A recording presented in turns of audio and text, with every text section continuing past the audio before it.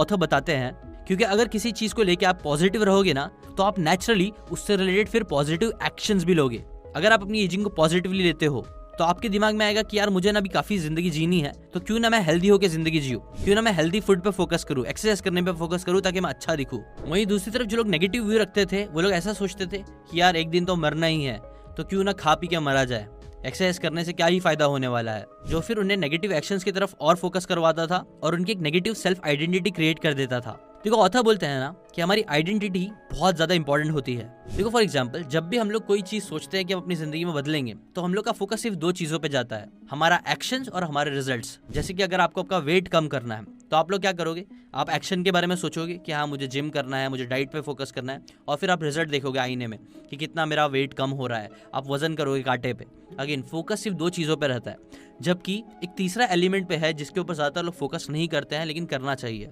Because देखो author के according है ना, ये पूरा जो चेंज, बिहेवियर चेंज का प्रोसेस होता है ना, वो 3 लेयर्स में होता है, जहां रिजल्ट सबसे आउटर लेयर होता है, जो सबसे एंड में आता है, जिसके बाद सेकंड लेयर आता है एक्शंस, लेकिन उससे पहले भी एक लेयर आता है जो बुलजाय होता है, वो होता है आपकी आइडेंटिटी। आप उस एक्शंस के बारे में कैसा सोचते हो जो आप ले रहे हो, आपके बिलीव्स क्या है। जब आपकी आइडेंटिटी स्ट्रांग रहती है तो फिर वो आपको एक्शंस लेने के लिए ट्रिगर करती है। अगर आपकी आइडेंटिटी, आपके बिलीव्स, आपकी सोच नेगेटिव है, तो वो आपको नेगेटिव एक्शंस लेने पे फोकस करवाएगी, जिसकी वजह से फिर आपको रिजल्ट्स भी नेगेटिव दिखेंगे।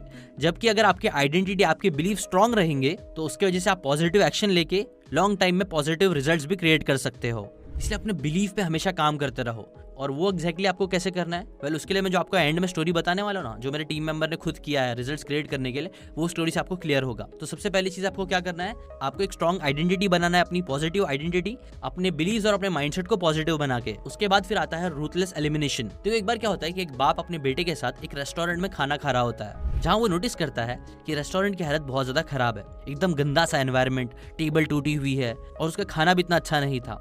जिसके ऊपर उनका बेटा ही बोल देता है कि डैड हम लोग तो गरीब है, पर ये रेस्टोरेंट का मालिक तो अमीर लगता है, फिर भी ऐसे क्यों चला रहा है, इसे सही क्यों नहीं कर देता ना। ये जो बात होती है वो उसके डैड को काफी लॉजिकल लगती है। इसीलिए जब बिल आता है तो वो रेस्टोरेंट के मैनेजर से पूछता भी है कि इस रेस्टोरेंट की हालत इतनी खराब क्यों है।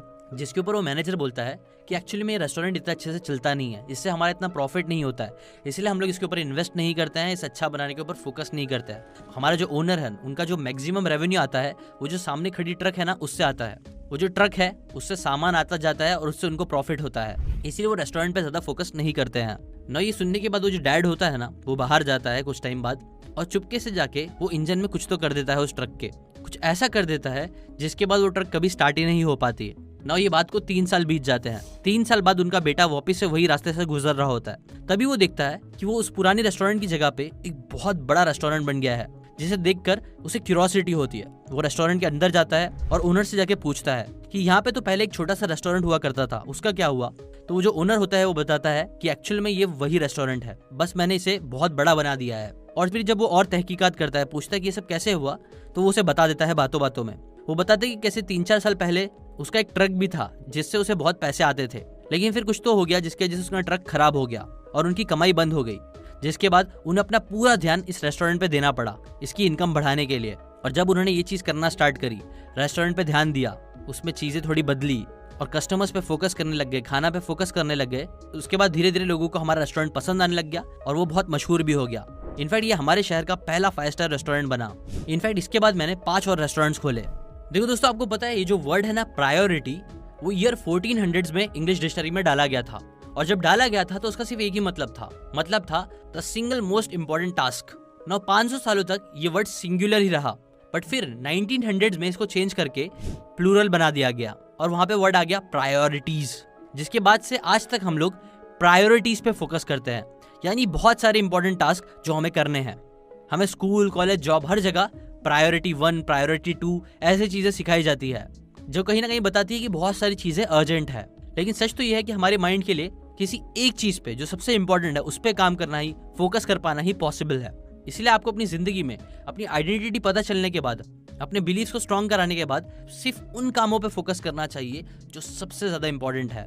और इसका एग्जांपल वॉरेन बफेट की एक स्टोरी बहुत अच्छे से बताती है कि कैसे एक बार जब वो प्लेन में जा रहे थे, तब उन्होंने क्या किया था कि उनके बाजू में जो बैठा था आदमी, जो बहुत ज्यादा परेशान था अपनी जिंदगी में, उससे उन्होंने पूछा कि बताओ तुम्हारी जिंदगी के टॉप 25 गोल्स क्या है, उसे एक पेज पे लिख दो। तो उसने एक एक करके वो 25 गोल्स लिखे। फिर वॉरेन बफेट ने कहा इनमें से टॉप जो 5 सबसे प्रायोरिटी वाले गोल्स है उनको सर्कल करो और बाकी बचे जो 20 गोल्स है उसे अलग पेपर पे लिख के फाड़ दो और सिर्फ 5 गोल्स पे फोकस करो। नई जो एक्सरसाइज है वो चाहे तो आप भी कर सकते हो, जो आपको एलिमिनेशन करने में हेल्प करेगी, आपका मेंटालिटी बनाएगी। आजकल हमें ऐसा लगता है कि हमें ये भी करना चाहिए, वो भी करना चाहिए, सब चीज़ करना चाहिए, लेकिन ऐसा नहीं है। आपको एलिमिनेट करने पे फोकस करना है और सिर्फ उन चीज़ों पे फोकस करना है जो एक्चुअल में करना ज़रूरी है। देखो तो बोलते हैं किसी भी हैबिट को फॉर्म होने के लिए बस 3 स्टेप्स की ज़रूरत होती है, जिसे 3 आवर्स ऑफ हैबिट फॉर्मेशन भी बोला जाता है, जहाँ आर सबसे पहले स्टैंड करता है रिमाइंडर के लिए, जो हमें सिग्नल देता है कि हमें इस हैबिट के ऊपर काम करना है। जैसे कि फॉर एग्जांपल आपके फ़ोन में नोटिफिकेशन आती है तो ये आपको रिमाइंडर देता है कि आपको आपका फ़ोन चेक करना है। फिर रूटीन समझो, आप मोबाइल उठाने के बाद मे भी पहले इंस्टाग्राम पे कुछ देर स्क्रॉल करते हो, फिर आप जाके फेसबुक खोलते हो, शायद ट्विटर खोलते हो, तो आपका एक रूटीन बना हुआ रहता है। और जैसे जैसे आप ये रूटीन को फॉलो करते हो आपको रिवॉर्ड्स भी मिलता है, डोपामिन, नई नई चीज़ें देखने की वजह से, नए नए वीडियोज़ देखने की वजह से, और ऐसी आपकी हैबिट फॉर्म हो जाती है। ना देखो ऑथर बताते हैं ना, यूजुअली जो बैड हैबिट्स होती है ना उनमें हमें जो रिवॉर्ड होता है वो बहुत जल्दी मिल जाता है, इसलिए हम उससे एडिक्टेड हो जाते हैं। Smoking, porn, drugs, social media, even procrastination, इन सभी हैबिट्स के जो रिवॉर्ड होते हैं ना वो हमें बहुत जल्दी मिल जाते हैं, मज़ा आता है बहुत जल्दी, बहुत कम से कम टास्क करे हुए। जबकि जो गुड हैबिट्स होती है ना उनके रिजल्ट जो होते हैं वो क्विक नहीं मिलते हैं। जैसे कि फॉर एग्जाम्पल अगर आप आज एक्सरसाइज करना स्टार्ट करोगे तो ऐसा नहीं है कि आप एक्सरसाइज करने के बाद सीधा आईने में देखोगे और आपके 6 पैक निकल जाएंगे, नहीं, आपको कई महीनों लगेंगे अच्छे रिजल्ट्स देखने के लिए। अगर आप बुक पढ़ना स्टार्ट करोगे तो ऐसा नहीं है कि आप कल से ही जीनियस बन जाओगे, नहीं, कुछ साल बाद आपको समझ में आएगा कि कैसे उन बातों ने आपके डिसीजंस को, आपकी जिंदगी को चेंज किया है। इसीलिए गुड हैबिट फॉर्म करना थोड़ा मुश्किल होता है, लेकिन अगेन इस 3 आवर्स को समझते हुए आप अपने आप को 1% बेटर बना सकते हो बहुत ईजी तरीके से।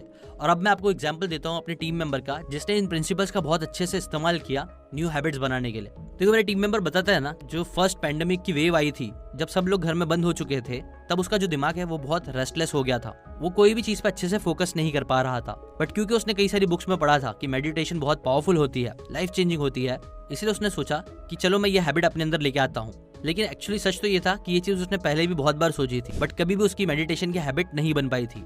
इसलिए फिर उसने इस बुक के कॉन्सेप्ट्स को अप्लाई करना स्टार्ट किया। 1% बेटर बनाने के लिए उसने सबसे पहले अपनी आइडेंटिटी को स्ट्रॉन्ग कराने पे फोकस किया, अपने बिलीव्स को स्ट्रॉन्ग कराने के लिए।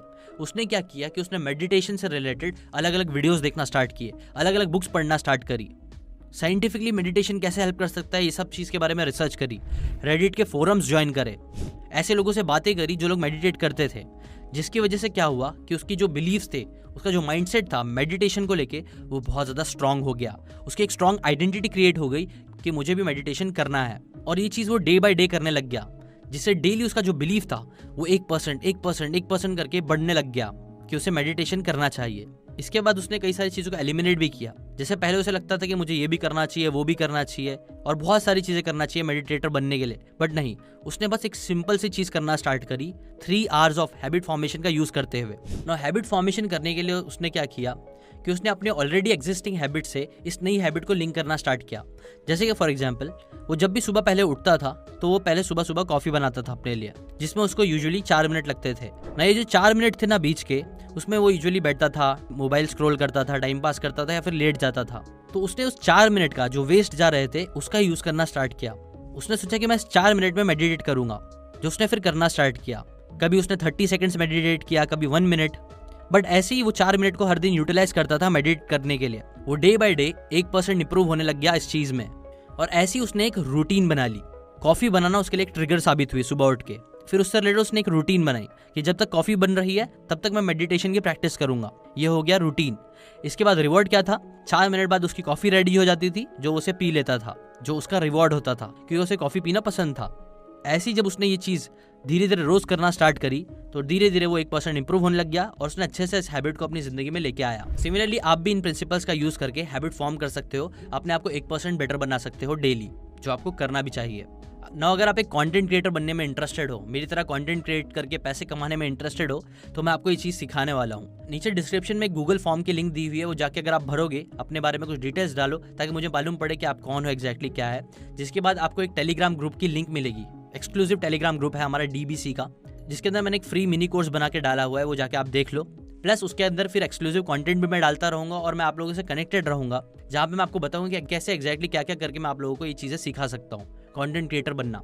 सो अगर आप मेरे से सीखना चाहते हो कंटेंट क्रिएट करना, content writing, thumbnail making, video making, animation, editing, ये सारी चीज़ें जो मैंने खुद करी है अपने आप को ग्रो करने के लिए, इस चैनल को ग्रो करने के लिए, वो सारी चीज़ें और बहुत सारी चीज़ें जो मैंने पिछले 6-7 सालों में सीखी है, वो सारी चीज़ें मैं आपको एक एक करके सिखाने वाला हूँ। बट उसके लिए पहले आपको टेलीग्राम ग्रुप ज्वाइन करना पड़ेगा, लिंक डिस्क्रिप्शन में, गूगल फॉर्म भरो, मिलते हैं वहाँ पे। और अगर आप ऐसी फ्री में बुक की समरीज हर हफ्ते लेते रहना चाहते हो, बिना बुक पढ़े बुक सी बातें सीखते रहना चाहते हो मेरे थ्रू, तो चैनल को सब्सक्राइब करके बेल आइकन जरूर दबाना।